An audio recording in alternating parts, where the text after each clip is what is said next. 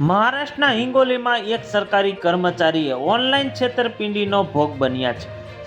તેમને વોટ્સએપ પર એક લગ્નનું આમંત્રણ મળ્યું હતું, જેમાં એક PDF ફાઇલ કોઈએ મોકલી હતી.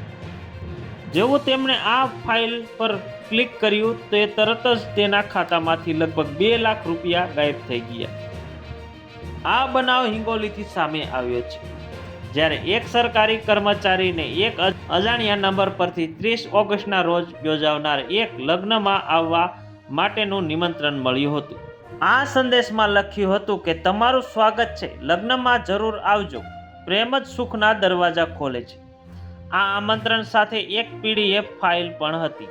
જોકે આ PDF ફાઇલ ખરેખર એન્ડ્રોઇડ એપ્લિકેશન પેકેજ ફાઇલ હતી, જેને લગ્ન કાર્ડ રૂપે દર્શાવવામાં યુઝર્સને ફોનને હેક કરવા અને તેની સંવેદનશીલ માહિતી ચોરી કરવા માટે ઉપયોગમાં લેવામાં આવી હતી.